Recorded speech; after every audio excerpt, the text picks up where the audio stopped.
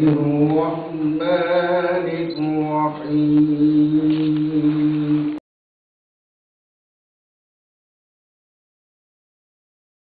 আমি আমার বন্ধু মানিক ভাই আমরা বাংলাদেশের ব্যাপার সেটা নিয়ে কয়েকটাই সাংবাদিক সম্মেলন অনেক কথা বলছি। লস এঞ্জেলেসে আমার অনেক বন্ধু আছে যারা নাকি আমাকে কোশ্চেন করছে, মানিক ভাই আপনি কেন এগুলো চান? আপনি যুদ্ধের মধ্যে আপনার 4 ভাই মারা গেছে, যুদ্ধে 6 জন আপনার ভাই গেছে, আপনি কেন এগুলো চান? এদের সাথে আমি তাদের একটা কথা বলতে চাই। আমি জানি আমি একসময় ছাত্রলীগ করতাম, 73-74 একজন ঢাকা কলেজে পড়ি, তখন আমি শেখ কামালের সাথে আমি ছাত্রলীগ করতাম। কিন্তু এই ছাত্রলীগ করার জন্যই যে আমি আমার নিজের দেশকে বিসর্জন দেব, আমার নিজের মনুষ্যত্বকে বিসর্জন আমি ওই মানুষ না।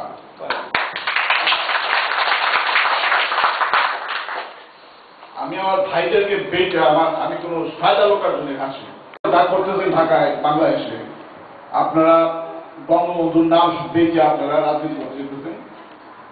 আমার মনে হয় না উনি বেঁচে থাকবে, উনি আপনাদের বাংলাদেশের 42 বছর পর ইয়েতে আমি শুনি নাই কোনো একদিন না 1 মাস না 1 বছরে এতগুলো লোক কারো মারছে, আর আপনারা 3 মাসের মধ্যে অলরেডি 2-3 হাজার লোক মেরে ফেলেছে। আপনাদের হিসাবে যদি বলি আপনারা সাপলা চত্বর আপনারা মানেন, পরে আপনাদের বলছেন 20 জন 25 জন, এখন বলতেছেন 51 জন। 51 জন কি মানুষ না? আপনাদের কে রাইট দিতে 51 জন মানুষ মারা যায়?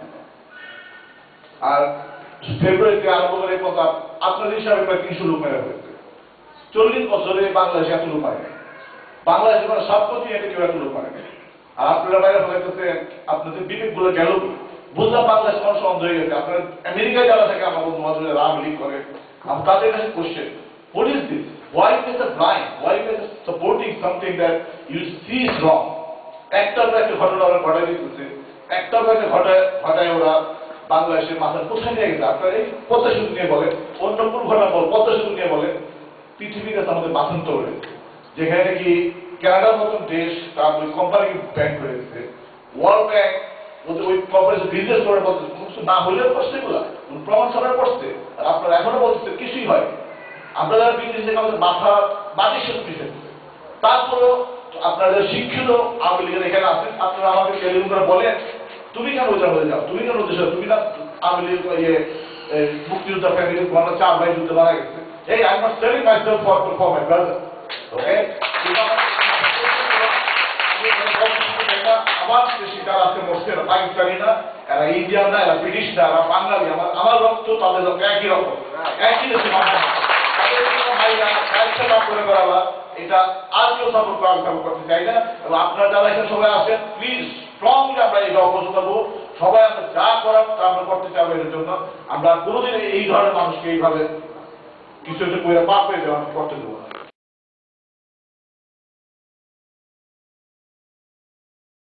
বা কোনো রাজনৈতিক দল বা কোনো গ্রুপকে বেনিফিট দেওয়ার জন্য, এটা যদি কেউ ভাবেন সেটা হবে ভুল ধারণা। আমরা এখানে আসছি বাংলাদেশে যে বর্তমান কারেন্ট সিচুয়েশন, বাংলাদেশে যে কিলিং হচ্ছে, গুম হত্যা, যেখানে কোনো ডেমোক্রেসি বলতে কোনো কথাই নাই। 26টি রাইট 28টি টেলিভিশনের মধ্যে কেন 2টিকে বন্ধ করা হলো? হ্যাঁ, ইট ইজ ভেরি সিম্পল। যে 2টিকে বন্ধ করা হয়েছে, নাম্বার 1 বিগত, নাম্বার 2 ইসলামিক চ্যানেল। কেন করা হলো? এটা তো সবাই ইজি অ্যান্সার পাবে। কারণ তারা বাংলাদেশে যে মেসাকাটা হচ্ছিল সেইটা বাংলাদেশের মানুষকে ওইটা সরাসরি সম্প্রচার করছিল, এবং যেইটা নাকি বর্তমান সরকারের এগেনস্টে যায়। বাকি টিভি চ্যানেলগুলোর দিকে আপনি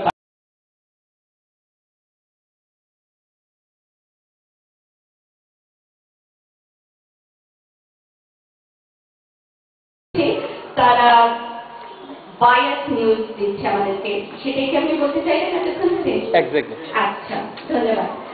এসেছিলেন এবং আমরা যারা এই 13 দফা দাবি করেছি তারা এবং অন্যান্যরা নিশ্চয়ই আপনাদের একটি অভিমত আছে এই 13 দফা দাবি সম্পর্কে। কিন্তু অনেকে বলছেন যে এই 13 দফা দাবি ম্যাক্সিমাম যদি ইমপ্লিমেন্ট করা হয় তাহলে আমাদের দেশে ফান্ডামেন্টালিজম চালু হয়ে যাবে এবং অনেকেই এই ফান্ডামেন্টালিজম থেকে ভয় পাচ্ছেন। যে এই 13 দফার সঙ্গে আওয়ামী লীগের 2008 সালে যে আপনাদের দেখাচ্ছি নির্বাচনী ইশতেহার, এই নির্বাচনী ইশতেহার 2008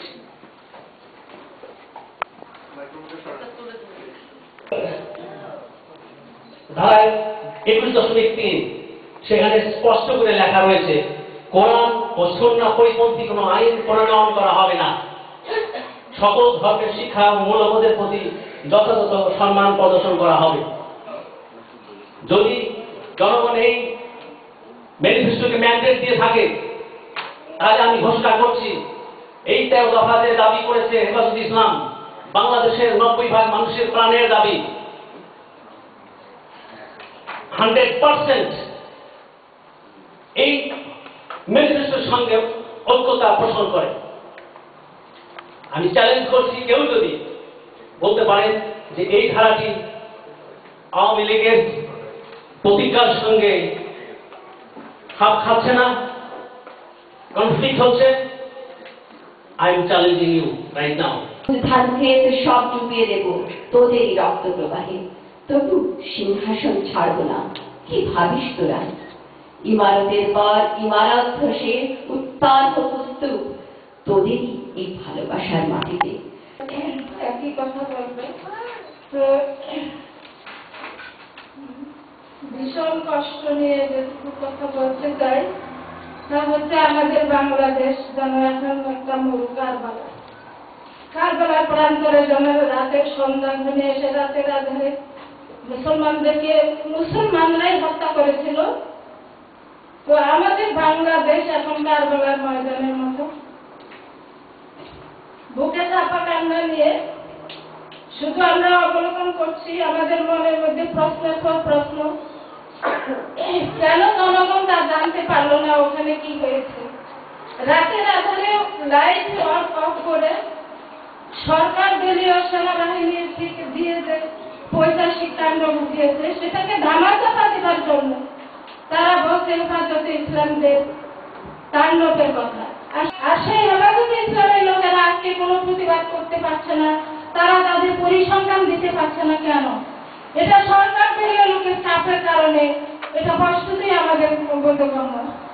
একজন নিরপরাধ মানুষকে তার অপরাধের গ্লানি থেকে মুক্ত করেন অথবা তাকে কোনো বিপদ থেকে মুক্ত করেন, তাকে তার জীবনটা বাঁচান, তাহলে আপনি সারা পৃথিবীর সব মানুষকে উদ্ধার করেছেন বলে এটা বলা হচ্ছে। এখন আমাদের দেশে যেটা ঘটছে, অতি সম্প্রতি যেটা ঘটছে, এটার একটা জিনিস আমি গবেষণা করি, আমি সোশ্যাল একটা সিমিওটিক একটা গবেষণা, সেটা হলো যে আমি যে আপনার শার্লক হোমসের যে সমস্ত গল্প করেছেন, যের মধ্যে শার্লক হোমসের একটা ক্রাইম হলো, শার্লক হোমস সেখানে যায়, সেখানে গিয়ে করে কি ওই ক্রাইম সিন থেকে পিক আপ 20টা পিসেস পিক আপ করে সেখান থেকে এসে মানে কনক্লুশনে পৌঁছে বিচার করা হচ্ছে। তারা যদি আর্ম হাতে নেয় এক সময়, আজকে কেউ করতে চান তোমাদের তো আর্ম হাতে নিতে হবে এখন, তারা যদি আর্ম হাতে নেয় তাহলে হবে কি, তাহলে একটা সিভিল ওয়ার সৃষ্টি হবে। এখন যারা আমরা শুধু গুজব শুনতেছি অথবা সত্যকে যে ঢেকে রাখা হয়েছে, সত্যকে আলোতে আসতে দেওয়া হচ্ছে না, তার কারণ সেগুলিকে আমাদের কাছে এম্বারাসিং হবে, সেই জন্য সরকার হয়তো ভয় পাচ্ছে।